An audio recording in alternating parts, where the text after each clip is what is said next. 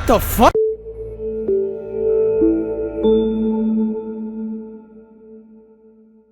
Hey folks, Adam here and welcome to the GameX review of Selma and the Wisp by Toucan Studio. Selma and the Wisp is, as Sam stated in his top 5 review, a Limbo-style side-scrolling adventure with noir artistical design and a unique follow mechanic. Think of Mulan, but if Mushu acted as like a carrot and stick for her. Yeah, that's a fun thought to think of. This is Selma. Bam! And here is Mr. Wisp.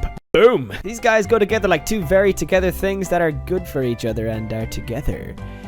You heard me. Selma is an adorable polygonal girl, while your mouse cursor operates as the Wisp, that of which Selma follows. The idea is that Selma is obviously very afraid of what she doesn't know, monsters under the bed and the like. So she runs away only to find more horrors of strange and eerie origins. This game demands a lot of splitting attention and managing multiple gauges. This heart represents Selma's health. If the Wisp, i.e. you, goes too far away from Selma, she becomes scared and loses health slowly. If she's hit by anything, she'll lose health. But that's rare enough because everything in this up reality aims to kill you with only one swing, so get good at dodging, I guess. The bar in the top left represents the Wisp's health and also its magic. By left-clicking, the Wisp explodes slightly, scaring off enemies or interacting with terrain and obstacles. Anything from breaking a support beam to lower earth that Selma can climb over to turning on switches that operate an elevator system, also helping Selma advance. This does use up your bar, however, and when it's empty, Selma is left in the dark, unable to face what's ahead without you. Keep in mind though that if you break line of sight with Selma, she'll curl into a ball and whimper, in other words lose health. So do what you gotta do, but try your best to do it fast. This lends a cute but burdensome weight on your shoulders. You act as this little girl's guardian and expel light to keep away the spoopy darkness, but you have to leave her in order to give her a path forward. Fortunately, being in your presence heals Selma of any damage she had taken while you weren't with her, and it fills generously fast. As you progress through the game, the backgrounds become more and more banal, while the enemies and environmental challenges become much greater with steeper cost. Spikes that, because you didn't succeed in the QuickTime event, impale Selma. You alright, kid? Spotlights that upon seeing you shoot violently.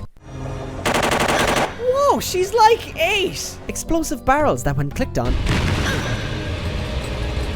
Okay, I'll take the blame for that one. Managing both the Wisp's positioning and Selma's path can be tricky at times, and not in a grueling, unappealing way, just in a difficult and different way. By collecting blue orbs floating throughout the level, you power your Wisp, but using your powers to do so many things is exerting. So costing, in fact, that you only have a few uses of finding out what you need to do before you inevitably run out of energy and fail. Managing your power and collecting the floating orbs are a strong priority. Selma and the Wisp can be purchased on Steam for €11 or your country's equivalent. As for myself, I enjoyed it. It was trying at times, and it does occasionally feel like the only way to find out how to surpass things is either down to luck or failing at least once and finding the right way to do it. Quite like Limbo in that sense. But I gotta give credit where credit is due. You genuinely feel a strong sense of responsibility for Selma. It's a new, odd, nurturing style I haven't experienced in any games before, but it feels as rewarding. Certain moments stand out for me from others. In one level, you're told very eerily at the start to run, so you do so. At the start, there are only 1 or 2 crows that fly about, and it's dark and all, but nothing too sinister. By the end of your path, you're being bombarded and swarmed by screeching crows that attempt to surround little Selma. Impeccable explosive barrel placements, however, renders the birds to feathers, and not Selma this time.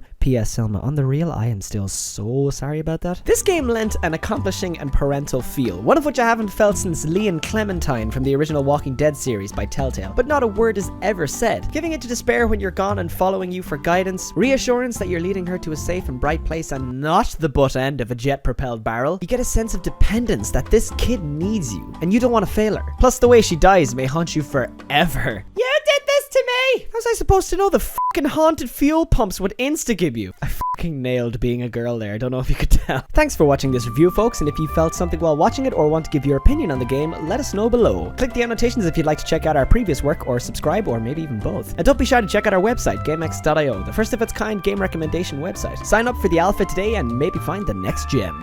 Love, love, love, love, love, love.